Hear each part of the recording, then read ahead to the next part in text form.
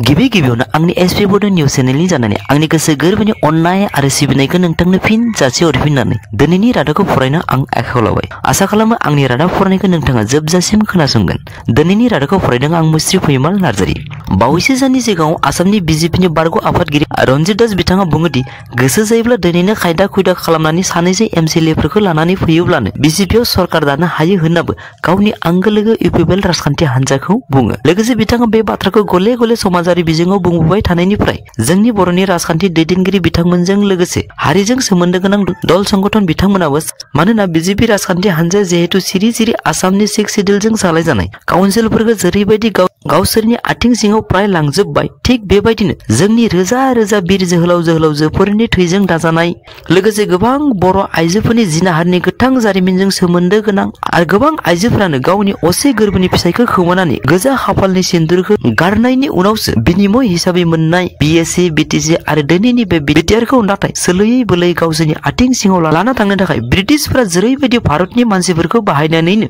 बे हादोरखौनो सालायदोंमोन आरो बे हादोरनि मुलाम्फाखौ बिथांमोना बाहायदोंमोन, थिग बेबायदि हालोदावनो बिटिआराबो जिहेतु सानफा एबा थांगासिनो दङ। थेवब्लाबो नाथाय बेनि फारसे जोंनि बर' हारिनि सुबुंफ्रा गोथौयै नोजोर होआब्लासिनो ओरैनो राजखान्थिनि मुङाव राजखान्थि, दल संगठननि मुङाव संगठन खालामबाय थाब्लाबो नाथाय जोबथा हिसाब बिजाबाव बिग जिर'नि अनगा जेबो मोननाय नङा होनना आं सानो। ओंखायनो सम थानायावनो बर' हारिनि रायजो राजाफोरनिख्रुइ हारिनि गेदेर गोलाव दैदेनगिरि बिथांमोनासो गावबा गावनि गोसोनि गाहाय गोजौ सानलायनायफोरखौ ज्राब दोनथ'नानै आफा बड'फानि गेरेमसा बर' माहारि दानायनि सिमांखौ मोगथां खालामनो आरो राजखान्थियारि मोन्थायखौ रैखा खालामनो गोथौ गोजोंजों खामानि मावनांगौनि समा माब्लाबानिफ्रायनो बारलांगासिनो दं होननानैबो आंनि एसपि बड' निउस चेनेलनि गेजेरजों आं गुरै खावलाय हरो। थांनाय समफोराव इलेक्शननि साखाथियाव जुदिव बिटिआरनि सीएम प्रमद बर' बिथाङा बिपिएफआ जायखौ 19 बोसोराव मावजोबनो हायाखै बेखौ आं 2 बोसोरावनो सुइजारलेण्ड बायदि खालामनानै रायजो राजाफोरनो होफैगोन होननानै राजखान्थियारि मुलाम्फा खालामनो हादोंमोनब्लाबो नाथाय मोगथाङाव बेबायदि खामानि मावनो हायैनि थाखाय मैया इएम प्रियंका बसुमतारी बिथाङा फिन खौरांगिरिफोरनि सिगाङाव बुंना लाफिनबायदि इउपिपिएलनि थाखाय 5 बोसोरा थोजासे नङा, ओंखायनो फिन इउपिपिएलखौ 5 बोसोर खुंथाय गोहोआव लाबोफिनोब्ला इउपिपिएलनि साननाय हनायखौ मावफुंनो हागोन होनना जों बिथाङा खेंस्लायै इउपिपिएलखौ रायजो राजाफ्रा बिटिआरआव लाबोफिननांगौ होनना फोरमायनायखौ जोङो समाजारि बिजोंनि गेजेरजों नुनो मोनो। नाथाय बेवहायनो मोनसे मख'थावना बाथ्रादि जाय समाव बिटिआरनि सीएम प्रमद बर' बिथाङा जुदिव गाव सासे रिक्सा सालायग्रा, खैला दानग्रा आरो हाजिरा मावग्रा जेराव बिथाङा गावखौनो समायखिरा लाखादों, जेब्लासिम गोरिब सुबुंफ्रा मुथासे ओंखाम मोनजाया अब्लासिम जिराया आरो गोसो गोरबोनिफ्राय बुंनाय बिथांमोन बायदि इएम जाया होनना बुंनायखौ जेरैबायदि गोसोनि रावखौ मोगथाङाव हमथानो हायाखैमोन, थिग बेबायदिनो जुदि राजखान्थियाव बिथाङा फैनो गोसो गैयामोन नाथाय खालि बिपिएफनि करापसननिफ्रायसो समाजखौ उदां खालामनो थाखाय 5 बोसोरनि थाखायल'सो आं राजखान्थियाव फैदों होननानै खेंस्लायै भट बिनानै आथिखालाव बिटिआरनि सीएम जानानै फैनो हादोंब्लाबो नाथाय 2 बोसोराव सुइजान खालामनो हायाखैसै, फिन आंनोबो 5 बोसोर नांबावगौ होननानै बुङोब्लासो इलेक्शन गेलेफिनोब्लासो इएम प्रियंकानि 10 बोसोर इउपिपिएलखौ रायजो राजाफ्रा अनसायफिन होनना खेंस्लायै खावलायनायखौ जाफुंसारगोन होनना जों सानो। लोकसभा इलेक्शना खाथि सफैनाय लोगो लोगो राजखान्थि हान्जाफोरा जाय जेरै हायो गावबा गावनि दल संगठननि सोलो बाहायनानै रायजो राजाफोरखौ गावबा गावनि दल संगठनाव सोनानै लाफैनाया बिटिआरआव राजखान्थि बिथिङाव जोबोद नायथावथाव जादों। मानोना बिटिआरनि 40टा समस्थियाव जेरैबायदि इउपिपिएल राजखान्थि हान्जाया बेरल' कार्जिनि बायदिब्ला उन्दै राजखान्थि हान्जाब्ला बिटिआरआव आथिखालाव बिजेपि एजेपि आरो अबर' खुरखा समितिखौ लानानै सरकार सालायबाय थादों। नाथाय फैबाय थानाय समफोराव इउपिपिएलखौ गोरानिफ्राय गोरासिन खालामनो थाखाय समस्ति ट्रेनिंनि हाबाफारि लाबोबाय थानाय समावनो फारसेथिं बिपिएफआ लोब लोब बिटिसिनि सानजा सोनाब साहा खोला फारफ्रोमथिंबो जयनिं हाबाफारि लानानै दावखा सिलाफ्रा जेरैबायदि फिसा फिनला दाउफोरखौ साबनानै लाना थाङो, थिग बेबायदिनो बिपिएफआबो गावसोरनि गोख्रोंथिखौ दिन्थिनानै इउपिपिएलनि गोबां सोद्रोमाफोरनि गोसोखौ मुहिनि होनानै ट्रेक्टरनिख्रुइ नांगोलानो साबसिन बुंनाय बायदि लैहोर लैहोर नांगोलनि मुथिखौ हमफैहोबाय थानायखौ जों समाजारि बिजोंनि गेजेरजों सानफ्रोमबो सानफा एफा बांबोबाय थानायखौ नुनो मोनदों। थिग बेबायदिनो मैयाबो क'क्राझारनि तितागुरिनि इरागदाव फोथाराव बिपिएफनि मोनसे गेदेर जयनिं हाबाफारि जानानै थाङो आरो बे जयनिं हाबाफारियाव फोरमायनाय बादिब्ला इउपिपिएलनिफ्राय 162 आरो बिजेपिनिफ्राय 150 बिपिएफआव आखाइ हमफैदों होनाबा बिटिसिनि बारग' चिफ मानगोनां हाग्रामा महिलारि बिथाङा फोरमायो। लोगोसे बिथाङा दिनै बाक्सानि सिमलायावबो बिपिएफनि सिडब्लिउसि जगोन आरो बेवहायबो गोबां इउपिपिएलनि आरो बिजेपिनि मावथिफ्रा आखाइ हमफैगोन होनाबो खौरां बिजोंनि गेजेरजों ओरैबायदि फोरमायदि थारै इउपिपिएलनि प्रमद बर' बिथाङा बिटिसिखौ सालायनो हानायनि जेबो जग्य गैया, ओंखायनो गोबां बिजेपि आरो इउपिपिएलनि मावथिफ्रानो बिथांखौ गाज्रि मोननानै बिपिएफआव आथिखालाव आखाइ हमफैगासिनो दङ आरो इयुनावबो हमफैगोन होननाबो खौरां बिजोंनि गेजेरजों बिथाङा रोखा खालामनानै होयो। नाथाय बेवहायनो मोनसे मख'थावना बाथ्रा दि जुदिও खौरांगिरिफोरा चन्दन ब्रह्मआ इउपिपिएलनि बिजाथि जानो नागिरदों होनना सोंनायनि फिननायाव बुङोदि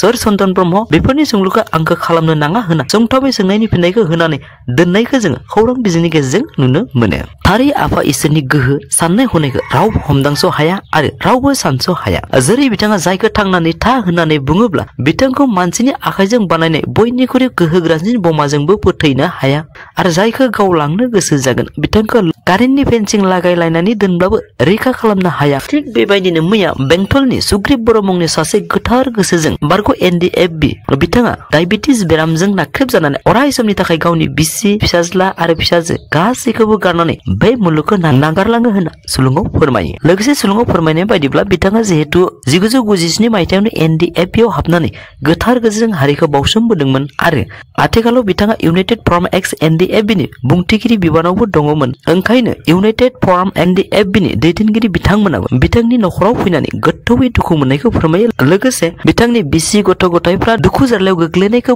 बोरै अनसायनो हागोन बेखौबो साननाय जादों होनना खौरां बिजोंनि गेजेरजों आफादनि दैदेनगिरि बिथांमोना रोखा रावजों फोरमायो। आरो सुलुङाव फोरमायबावनाय बादिब्ला सुग्रीब बर' बिथांनि गोथै देहाखौ मान होनानै इउनाइटेड फराम एक्स एनडिएफबिनि आफादगिरि सिला बसुमतारी, लोगो आफादगिरि नायस्रां बसुमतारी, नेहाथारि दानस्रां औवारिजों लोगोसे बिथांमोननि बायदि बायदि बिफानफोराव थानाय एक्स एनडिएफबिनि मावथिफ्राबो नुजाथिफैनानै गोथौयै दुखु फोरमायो होनना सुलुङाव रोखा रावजों फोरमायो। हरै मैया थिग बेबायदिनो बिबार बायदि बारहांनाय सासे 2 बोसोरनि उन्दै गोरलै गथ'खौ धेमाजि जिल्लानि सिङाव थानाय शान्तपुर गामिनि बिपुल बसुमतारीनि खुदियाखौ गगा मोननायनि एसे लोमजानायनि थाखाय अरुणाचलनि एमएस दलिया ड्राग्स हाउस आरो दलिया पलिक्लिनिक मुंनि रूपसिं देहा फाहामसालिनि चाइल्ड स्पेशलिस्ट डक्टर नैनिकादुनो दिन्थिदोंमोन होननाबो सुलुङाव फोरमायो। नाथाय सुलुङाव फोरमायनाय बायदिब्ला खुदियाखौ जेब्ला एमएस दलिया ड्राग्स हाउस आरो दलिया पलिक्लिनिकआव लानानै थाङो आरो बेवहाय थसे बिजि सुनायनि उनावनो लोगो प्राय 2-3 मिनिटनि उनावनो बिबारा जेरै रहायलाङो थिग बेबायदिनो हरखाब रहायलाङो होननाबो सुलुङाव फोरमायो। लोगोसे सुलुङाव फोरमायबावनाय बादिब्ला आथिखालाव डक्टर नैनिकादुनि सायाव बिथांनि गोरोन्थिनि थाखाय बेबायदि जाथाया जानो मोनदों होनना गथ'नि बिगोमाया पुलिस थानायाव गांसे एफआइआर होयो होननाबो सुलुङाव फोरमायो। लोगोसे सुलुङाव फोरमायबावनाय बादिब्ला खुदियाखौबो पस्टमर्टेमनि थाखाय लानानै थाङो होननाबो रोखा रावजों फोरमायो। फिन एबसुनि मोनसे गेदेर देरहासारनाय मैया गभर्नर सेक्रेटारियेट आसाम राजभवन गुवाहाटीनिफ्राय मेम' नम्बर GS30/2019/54A बायदि बड'लेण्ड मुलुग सोलोंसालिनि भाइस चेन्सेलर रायसोम लादु सिंहनि मासि एंगारनांगौनि गांसे बिथोन बिलाइ फोसावो। लोगोसे बे बिथोन बिलाइयाव फोरमायनाय बादिब्ला प्रफेसर प्रदीप कुमार पात्राया आथिखालाव बड'लेण्ड इउनिभारसिटि भाइस चेन्सेलरनि इनचार्ज हिसाबै बिबान लानानै सालायगोन होननानैबो बिथोन बिलाइयाव रोखा मख'नायखौ जोङो नुनो मोनो। मोननैसो सोमोनांथाव रादाब मैया भारतनि उत्तर प्रदेशनि सासे 42 बोसोर बैसोनि स्मिता श्रीवास्तव मुंनि सासे आइजोआ गावनि 7 फुट 9 इन्सि खानाय गोलावनि थाखाय जिनिस वर्ल्ड रेकर्ड खालामनो हायो। सुलुङाव फोरमायनाय बादिब्ला स्मिता श्रीवास्तवआ गावनि खानायखौ गोलाव जाहोनो थाखायनो बिथाङा 3-2 घन्टानि उनावनो खानायफोरखौ लोब्बाय थायोमोन होननाबो सुलुङाव फोरमायो। हरै मैया आमेरिकायाव सासे फ्लरिडा मुंनि सासे आइजोआ गावनि मोजां मोननाय सेंग्राखौ मेगनाव बिजिजों सुनानै होयो। सुलुङाव फोरमायनाय बादिब्ला सेंग्राया सासे गुबुन आइजोखौ नायदोंमोन आरो बेखौनो रागा जोंनानै मेगनाव बिजिजों सुनानै होयो होनना सुलुङाव फोरमायो। बेराफारसेथिं मैया सासे सिख्लाया चन्डीग्रामाव गावनि मोजां मोननाय सेंग्राया थिननाय लेखा सिख्लाया गावसोरनि पिजिनि बाथरुमाव भिडिअ केमेरा मोनसे सिरि दोननानै रेकर्डिं खालामबाय थानायनि दायाव पुलिसजों सेंग्रा सिख्ला सानैबो एरेस्ट खालामजायो होननाबो सुलुङाव फोरमायो। थिग बेबायदिनो मध्य प्रदेशनि जबलपुरनि राजकरन मुंनि 52 बोसोर बैसोनि सासे सिकिउरिटि गार्डआ गोदो एमए पास जाबायब्लाबो एमएसि खालामनो थाखाय खेबसे नङा खेबनै नङा गासै 25 बोसोर नाजानानै गासै 22 बार फेल जानायनि उनाव जोबथायाव मैया एमएसि पास जाबाय होनना सुलुङाव फोरमायो। सुलुङाव फोरमायनाय बादिब्ला बिथाङा आथिखालाव गावनि मुंनि उनाव पोस्ट ग्रेजुएशन इन मैथमेटिक्स थामहिनबा एमएसि होनना लिरनो मोननानै जोबोद गोजोननाय मोनदों होननानैबो सुलुङाव फोरमायो। मोनसे दुखुनांथाव रादाब मैया सासे 70 बोसोर बैसोनि बोराया मैया हार्ट एटेक जानानै थैयो। सुलुङाव मिथिनाय बादिब्ला बिथाङा गावनि फिसाज्लाया उत्तराखन्डनि सिलकेरा टानेलाव गोथैना थानाय साननिफ्रायनो एसे सानै गावनि बेरामा बांबोयै थेव जेब्ला गावनि फिसाज्ला भागतु मुर्मुआ टानेलनिफ्राय रैखा मोननो हायो थिग बे सानखालिसो बेरामा बांद्राय जानानै हरखाब थैयो होननाबो सुलुङाव फोरमायो। बेजों लोगोसे आंनि दिनैनि रादाबा एसेनोसै। थारै नोंथाङा दिनैसो आंनि रादाबखौ खोनासंफ्लांदोंब्ला अन्नानै दिनैसिमबो साबस्क्राइब खालामाखैब्ला साबस्क्राइब लाइक आरो शेयार खालामनो थाखाय गुरै खावलायहरनाय जाबाय। एसेनोसै, गोजोन्थों।